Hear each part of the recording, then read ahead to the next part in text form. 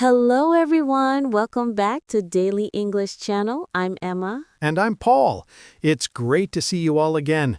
If you want to improve your real-life English, you've come to the right place. Brrr! I'm feeling a real chill in the air this morning, Emma. It's freezing.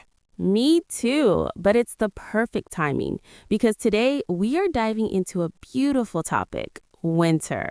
I love winter, but I'm tired of just saying it's cold every day. What are we going to learn in this episode?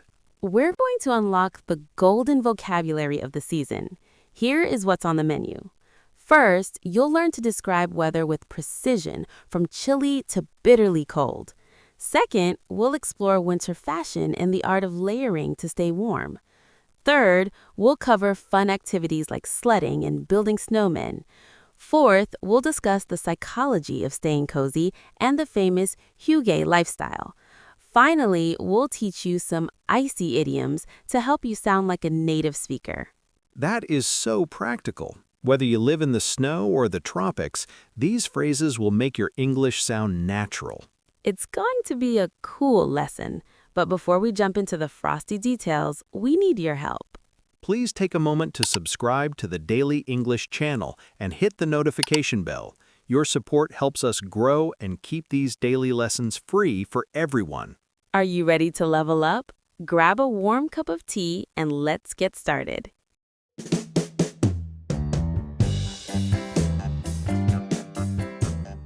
I have to be honest with you, when my alarm went off at 6 a.m. today, I looked out the window and I almost cried. I just wanted to crawl back under my heavy blankets and stay there until spring. I think every person living in a cold climate feels exactly that way. It's what we call the winter blues sometimes, that feeling of just wanting to stay in bed. But tell me, what did you see when you opened the curtains? Was it a beautiful winter wonderland? Not at all. The sky was just gray, a heavy, flat gray. Not a single bit of blue, no sun, just gray everywhere. It felt like the sky was pressing down on the city. Ah, we have a specific term for that. An overcast sky. It's very common in winter. It's when the clouds are so thick and spread out that they cover the sun completely, like a giant gray blanket.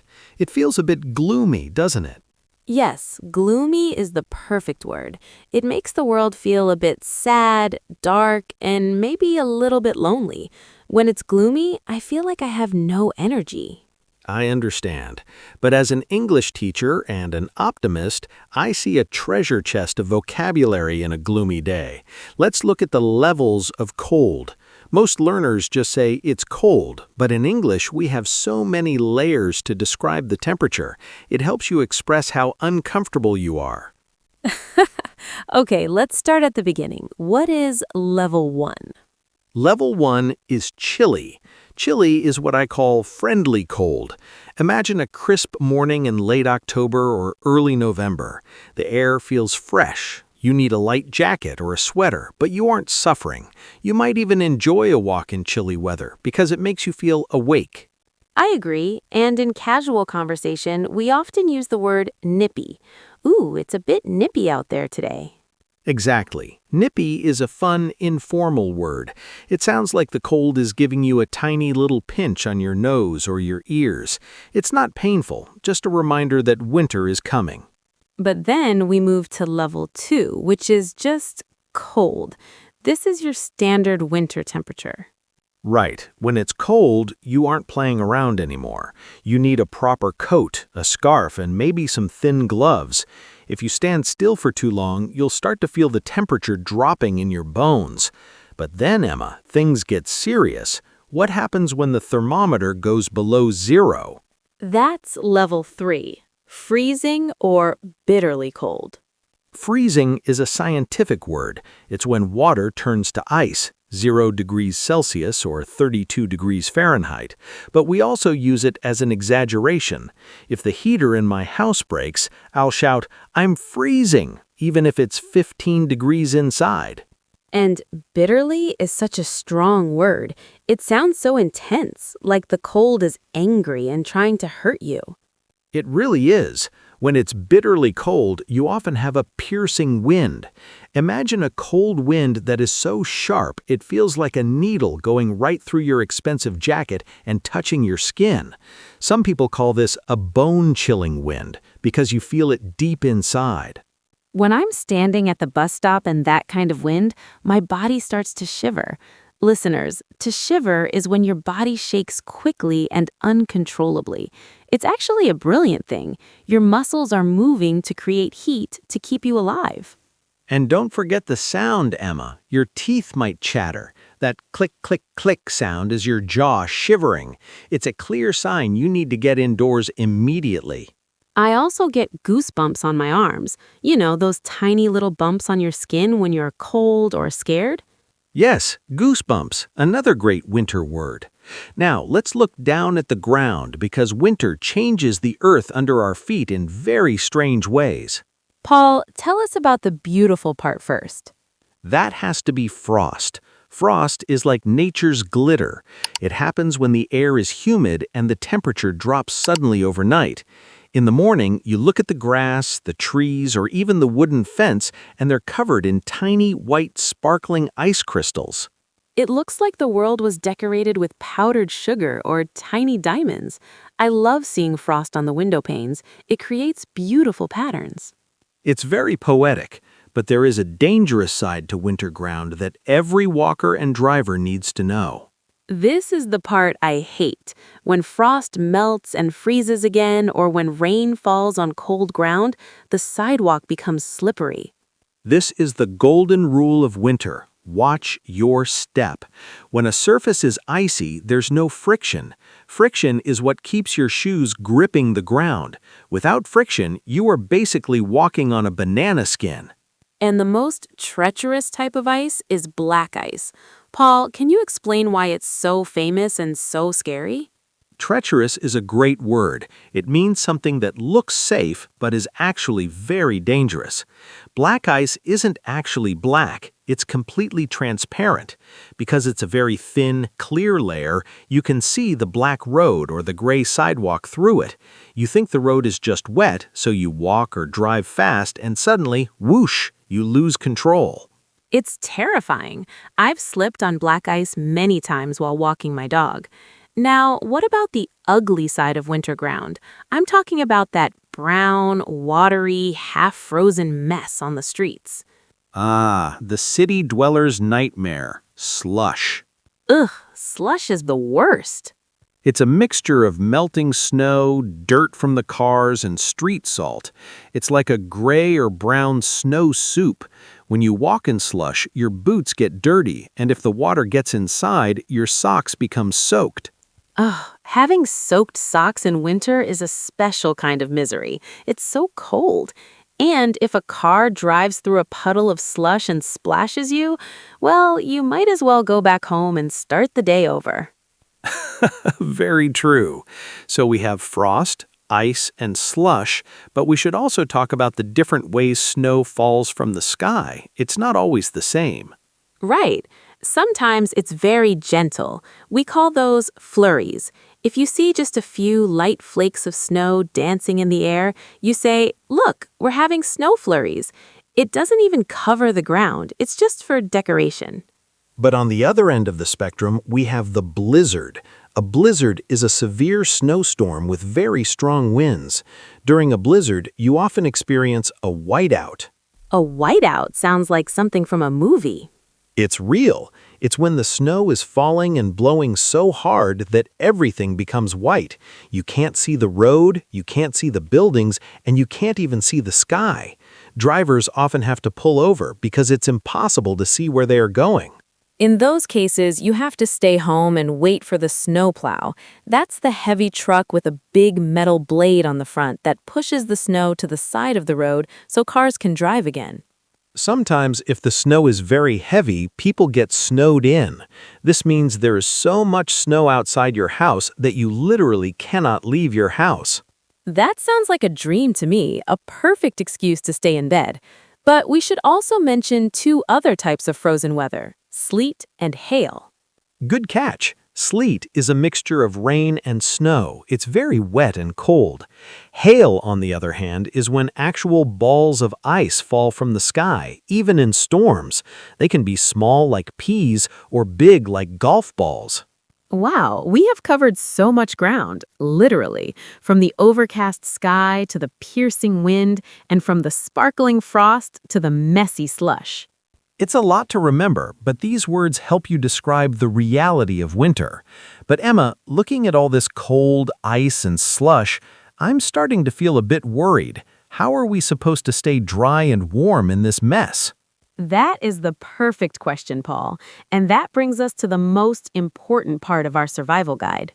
Exactly, because if you want to enjoy the flurries and survive the blizzard, you need the right gear. Exactly. Coming up in part 3, we're going to talk about the winter survival kit, how to dress so you never have to shiver again. I'm ready. Let's learn how to protect ourselves from that piercing wind. Hey everyone, we're halfway through our winter journey. Are you enjoying this episode? If you've learned at least one new word, maybe slush or moisture wicking, please hit that like button right now. It really helps our channel reach more English learners around the world.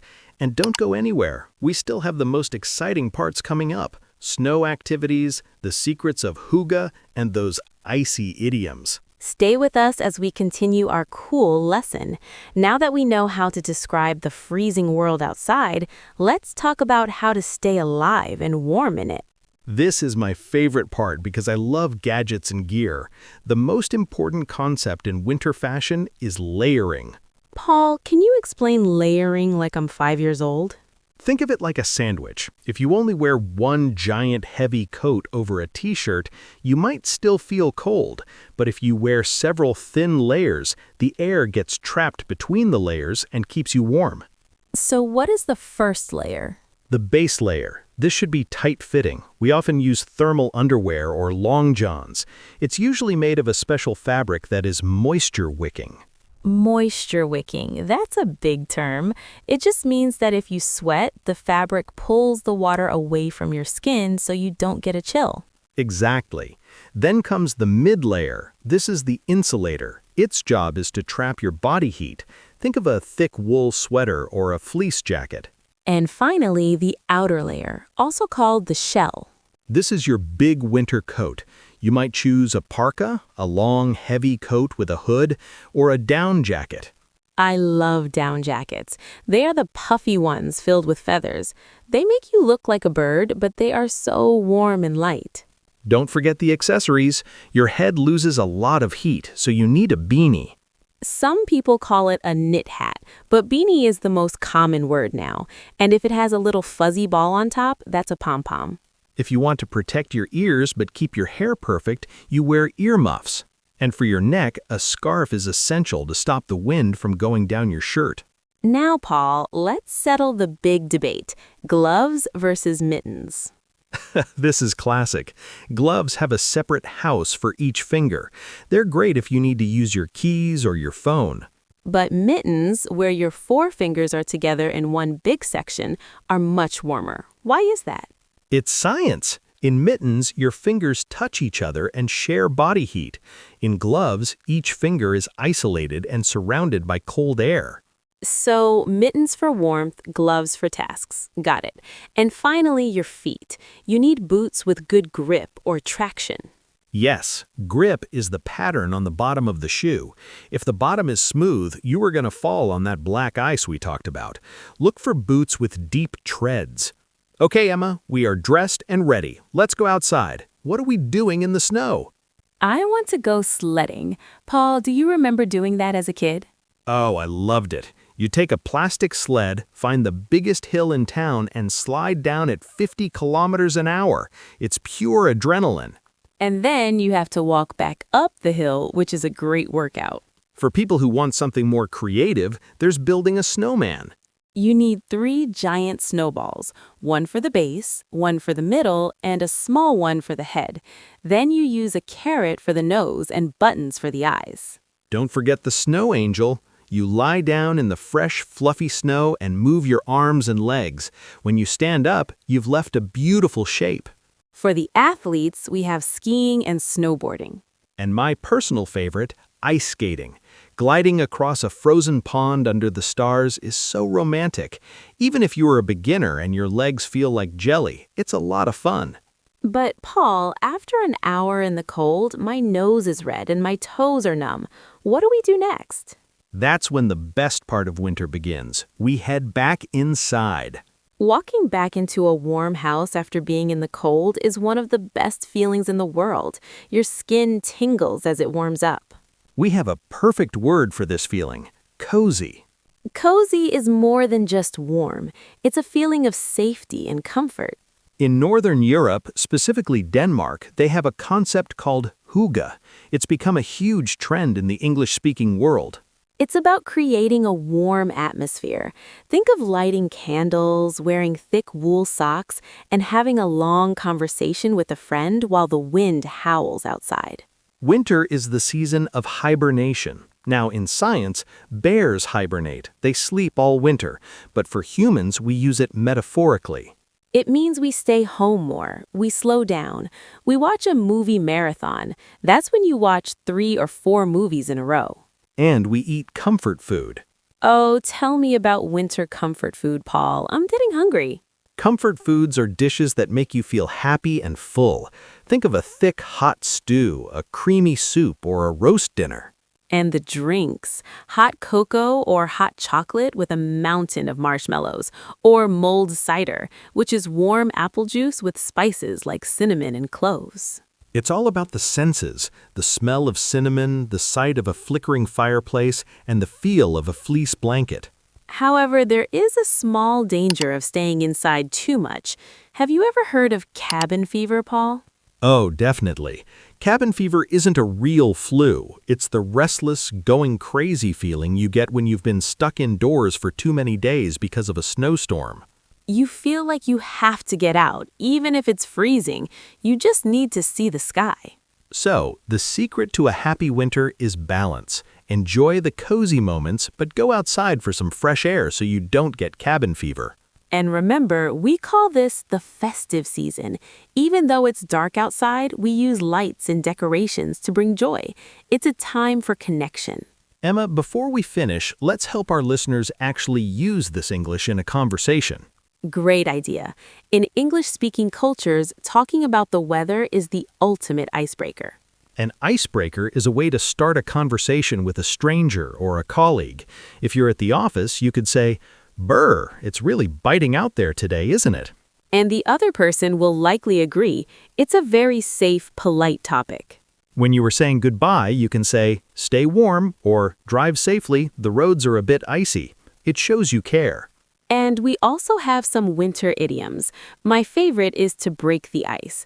As we said, it means to start a conversation in a social situation. Another one is to be on thin ice. If your boss says you are on thin ice, it means you are in a dangerous situation. You made a mistake, and if you make one more, you might get in trouble. And what about the tip of the iceberg? That's a great one. An iceberg is 90% underwater, so if a problem is the tip of the iceberg, it means you're only seeing a small part of a much bigger problem. And finally, under the weather. This means you feel a bit sick. In winter, many people are under the weather because of the seasonal flu. Okay, Paul, we've covered so much. Let's do a quick vocabulary wrap-up for our listeners so they can remember the golden words from today. Overcast, gloomy, when the sky is gray and dark. Chilly or nippy, cold, need a sweater. Freezing, bitterly cold, cold, very painful. Shiver and chatter, what your body and teeth do when you are cold. Frost, beautiful white crystals on the grass. Black ice, dangerous, invisible ice on the road. Slush, the dirty, watery mess on the streets. Blizzard and whiteout, a heavy snowstorm where you can't see. Layering, wearing a base, mid, and outer layer to stay warm. Beanie, mittens, and parka, your essential winter clothes. Cozy or hygge, the warm, happy feeling of being indoors. Cabin fever, feeling crazy from staying inside too long. Icebreaker, a way to start a conversation. That is a lot of amazing vocabulary. Listeners, my final advice is this. Don't just write these words in a notebook. Live with them. Yes, next time you put on your hat, say to yourself, I'm putting on my beanie. When you see a gray sky, say, it's overcast today. This is how you move from learning to speaking. Well, Paul, I think my tea is finally at the perfect temperature to drink. And I think we've given our listeners everything they need to master winter English. We have. We have a question for all of you watching or listening. What is the winter weather like in your country? Do you get snow or is it just chilly? And what is your favorite comfort food? Please leave your answer in the comments below. We read every single one and we love hearing your stories from all over the world. If you found this episode helpful, please give us a like and make sure you are subscribed to the Daily English channel. Your support helps us keep creating these lessons. Thank you for spending your time with us today. Stay warm, stay cozy, and keep focusing on your English goals. We'll see you in the next lesson. Goodbye. Bye, everyone.